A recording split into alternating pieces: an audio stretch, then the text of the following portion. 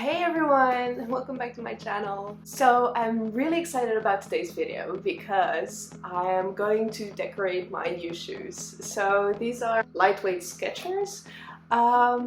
So like sporty shoes, but like the color that I chose was to be able to use it in also more casual occasions. So it's like black and a bit of rose gold on the sides. But I find that they're still quite plain. They don't have a lot of decoration and I kind of want to change that. What I want to do is going and following the rose gold colors, and I have a thing for sakura flowers, for cherry blossoms. So this is going to be my project for this week. I'm going to decorate these. Yeah, I did use them sometimes. So I'm gonna decorate these on both sides, I think, with a little branch of cherry blossoms. I really hope this is going to come out good. That's about it, and let's get to it. So here we are. I went ahead and already made one of the two shoes, and here it is. So as you can see, these are those cherry blossoms, and I did it on both sides, on the inside, on the inner side and the outer one, working around the S from Skechers. I did this first of all so I could actually experiment a little bit before making this video, so it wouldn't be too much of a disaster and I can actually tell you with certainty what works and what doesn't work. So I'm gonna show you what I've used. First of all, I'm going to use this jelly roll, in a white jelly roll, to trace the basic pattern of the branches. And then I'm probably going to have to use one of these.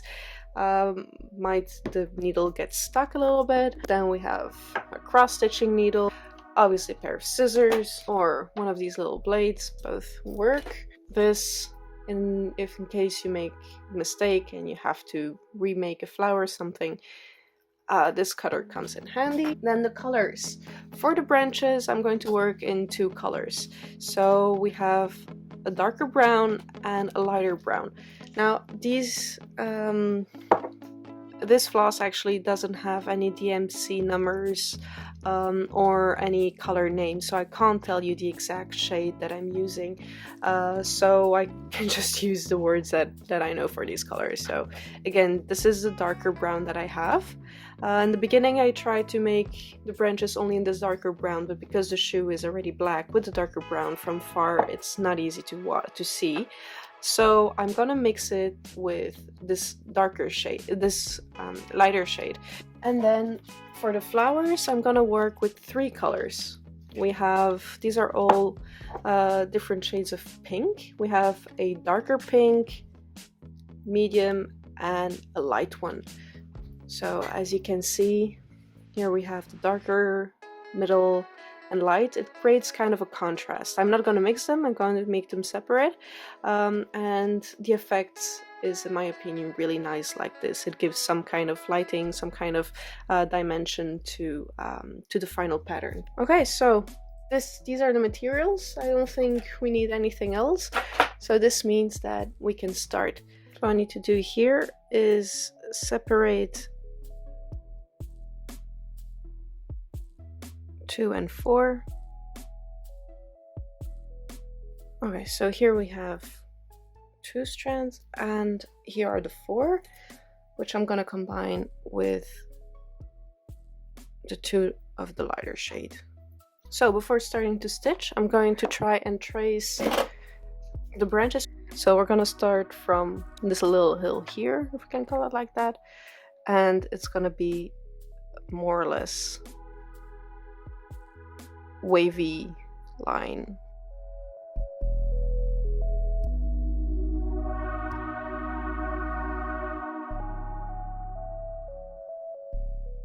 Okay, so this is more or less. I'm not gonna draw the flowers because that's something I add by myself, and it's not really necessary to draw a shape of it. I'm gonna show you later why. I'm not going to stitch through the coating except for the first stitch of of the branches.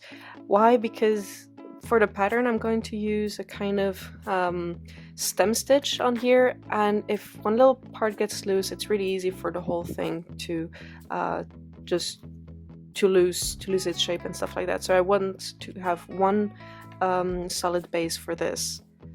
I don't know if that makes sense, but I just feel like doing it that way. So here, while punching, I have to be careful not to get into the sole. So it doesn't even actually really matter if I get into the right spot. I can change it later. Okay. So as you can see, it's not really at the beginning, but that's not a big problem. So here it's difficult to get it out, so I need to use this. Okay, so now to get to the beginning, I check the hole where it came out from, punch it through, and go right to the beginning.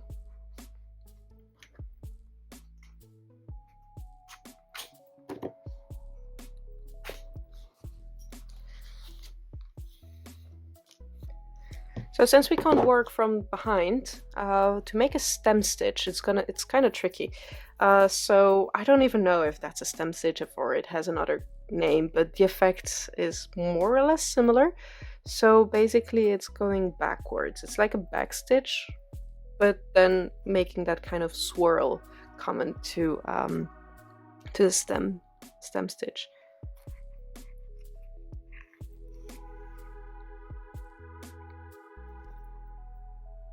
So here it's kind of on the wrong side, so I put the needle back under. So I've got one, making sure that the needle goes under the thread.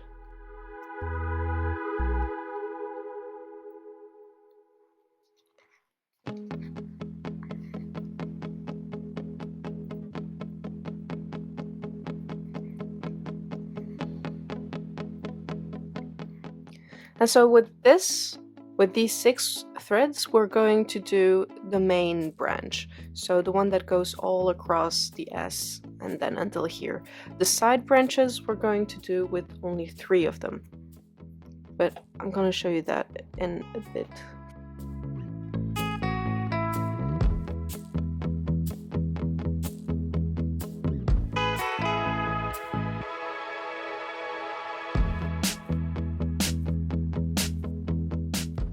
So here we have to try to get as close as possible to the letter. Here it's a bit tricky because the letter has been glued on the fabric, so it's difficult for the needle to go through it. Now we have to get to the other side. This needle is right. It's not long enough, and here we can't pierce through. So what I'm thinking is to get out here and then go back in and go here. So it pierces as close as possible to the letter.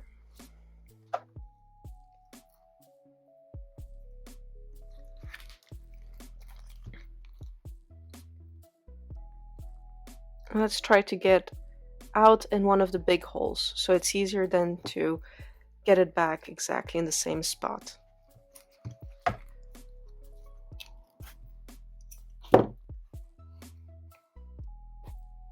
Okay, so here we are out, and now we go back in and get out here.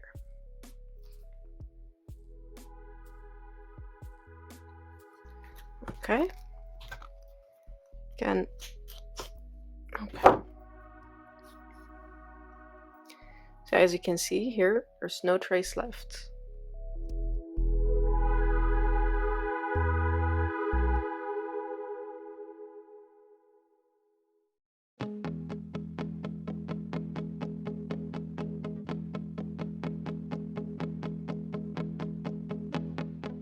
Okay, so the last one, we actually have to go back to the beginning. So there's 2 ways of doing this. Either we go all through the back so getting out and getting back in through the same hole until we go back here, or we can roll the thread around. I don't want to cut it. I know it's a waste of unused thread, but but I want to try to make as few loose ends as possible, since I can't really make knots in it, and I don't want to make knots on the inside of the shoe, because obviously my foot has to come in, and if it's coated in little knots, it's going to be really uncomfortable to walk in these. So there is going to be a lot of loose ends in the end with the flowers and stuff like that. But the flowers, from the way they're threaded, where they're stitched, it's not likely that they're going to come loose. But this one, yes, because of the kind of a sequential kind of stitch that you have to make. So I want to cut as less as possible. So if I can use one strip, would be better. So there is going to be some waste of thread, obviously. Now I tried doing so this here has been made with going to the end and then stitching beneath it until I came back to this point. On this one though, I rolled the thread all around this branch up until I came back at the beginning. It's not a big difference. It's not a huge difference. I don't mind it. The only problem is that on this side, since there's a letter here, I will have to go beneath it anyway. So think here I'm again going under the whole shoe.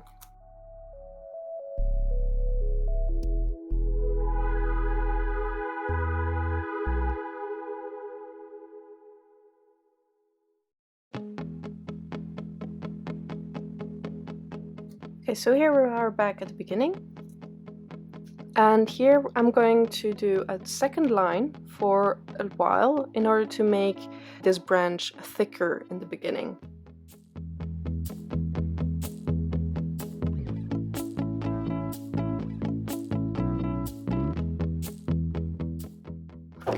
Okay, so here starts the first side branch. So now I'm slowly going to make this thinner. I'm going to do that by closing up more into the first line. Okay, so here we are. Now comes the tricky part. What I'm going to do is get this out of my needle, and this strand we're going to divide it in two. So we have 6 threads, 4 dark blue and 2 light blue. So what we have to do is first separate these 2 colors, and then with a lot of patience, or if you have those special tools to separate threads, use those, but I don't have them. So I'm gonna take these 4 and unwind them in order to have this part separated in 2, and then I'm going to do the same one with this and put them together. So in the end we'll have 2 different strands. Okay, so now we have those 2, 3 and 3. This one I'm gonna try and put on one side, and I'm gonna put this into the needle and work with this. The idea is to use one to make the lower side branches and the other one the upper side branches. So it's equally divided. So we're going to start with the lower parts. So the first branch starts more or less here. So I'm gonna duck inside and get out at the starting point. Just more or less here.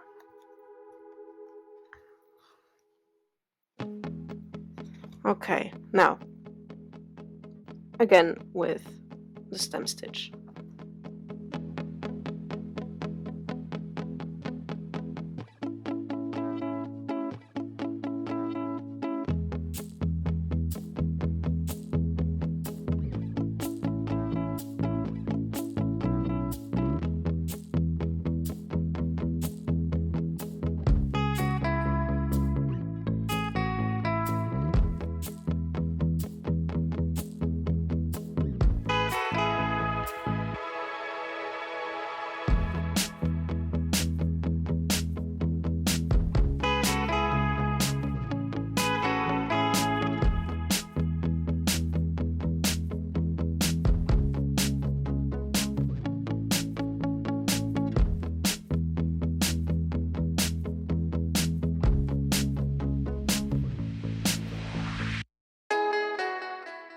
So we're at the end of the lower branch. I'm going to leave this here like that, because in case I would need a little bit more for this part, I still have some, I didn't cut it away. So this momentarily I'm going to leave it like this. And now I'm going to start making the upper branches. And then this part is done, and then we can start with the flowers. Also, the great thing about this project is that you don't really need a lot of embroidery experience. I'm kind of a beginner myself, so you really don't need that many skills. I think that you only need to know more or less how to make this kind of backwards stitch, this kind of upper stem stitch, or how you want to call it. But for the rest, even the flowers you'll see later, they're really easy to make. So this is a project that's really beginner friendly, and the results are really great. I mean, obviously, if you like this.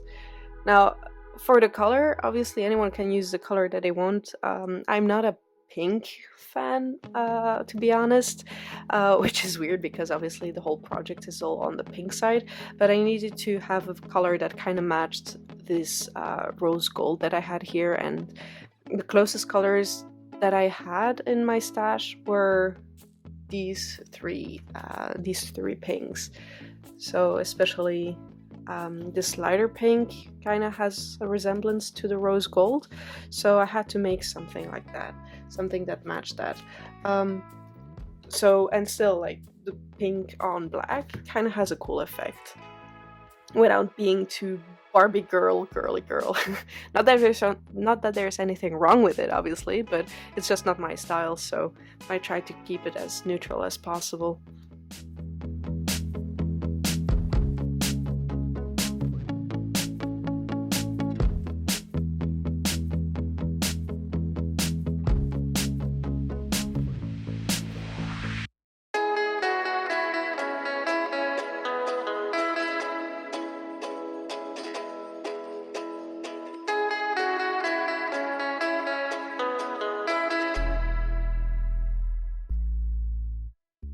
Okay, so here we have our branches. Now, to get rid of this, what I do is I go back under, come out in the near spot, pull it a little bit, and then cut. I've got one. And now I'm going to put this one back in and do the same thing. Okay, so I'm going to start with the medium pink. As if, I don't know, I'd prefer starting with that color here in the beginning. So in order to fasten this, I'm tried different methods, and the one that I prefer is the following. So I go from one big hole to another,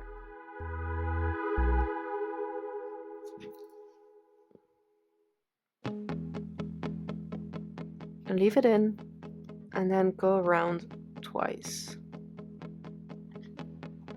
For the flowers, as I said, I'm going to use 3 strands. 1 and 2. So this one is fastened. And we can use this as a first little flower. So I would go a 3rd time. Now the flowers, I'm going to make them really easy. This means going from one hole to another several times. So this means I'm not going to try and shape them. I'm not going to try and shape the petals. I tried, I failed, and the result was not pretty. So again, I'm going to show. So what I want to do though is make sure that I will have to start from the center. So I'll go back in the back, look for my second starting point for the petal. So every flower has 5 petals. So 1. Here's the next one. This is the middle point. And every petal I will have to go in 3 times. So this is 1.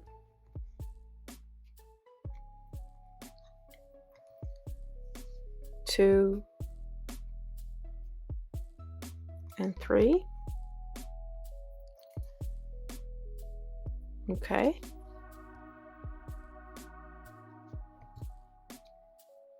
Then the 4th is going back in the center, finding another exit point,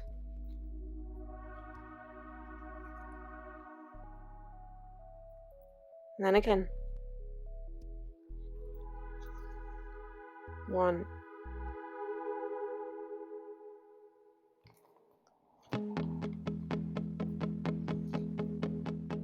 2 and 3. Now the reason why I want to start with my needle from the center is that like that I have a more precise separation between the petals. I tried the other way around and it's not as precise. I think I have a couple of examples on the other shoe. So here you can see definite middle point. This So here you see, clearly you can see the center. This one was made, these two were made with sticking the needle at the end of the petal and going out at the center. As you can see, it's not the same result, obviously. The petals cross each other, it's not as precise. So that is why every time you make a flower, you will want, if you want this effect obviously, but if you want this effect, you will want to make sure that you stick the needle from the center and get out at the end of the petal and not the other way around. So here again, trying to find an exit point that is not too far away in order to make it so that every petal has more or less the same size.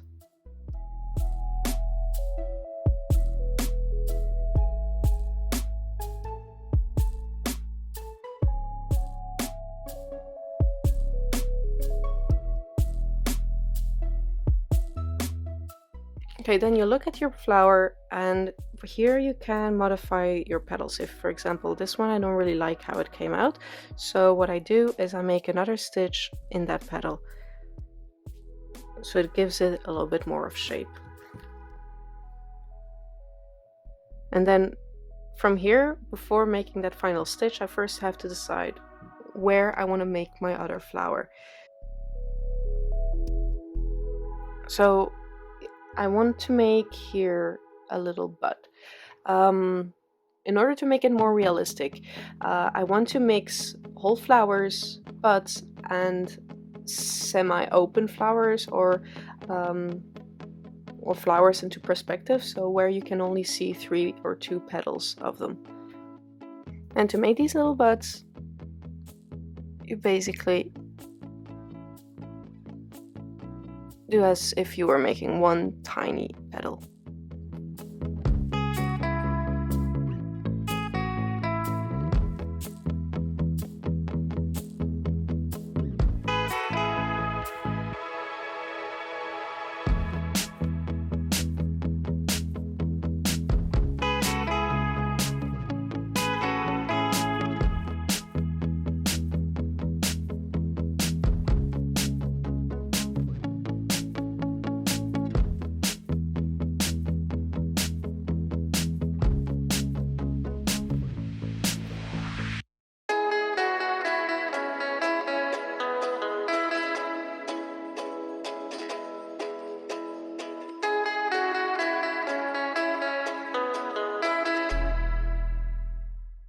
Okay, so once I finish with one color, in the sense that the color thread is finished, I switch over to the next color. And then if I want to add more, I'll always add more. Now, I'll always pick up a new strand. Anyways, at the end of the flowers, when I finish making the flowers, I want to add one little flower and 3 petals floating at the end, a little bit like, you know, the wind carrying away those petals. And at least a flower and one of those petals I want to make in this medium color. So I'm definitely going to have to use more later, and obviously I'll add probably some more of this color. Okay, so up next I'm going to start with the flowers with dark rose.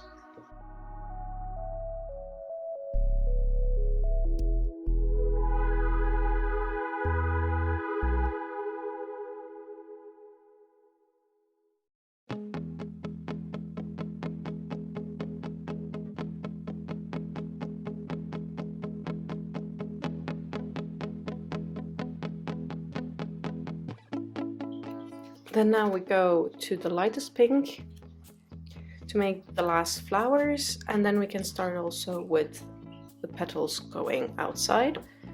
And we're almost done actually. The only other thing is adding 1 flower in medium pink over here, and maybe adding 1 or 2 flowers still inside, and then this is it.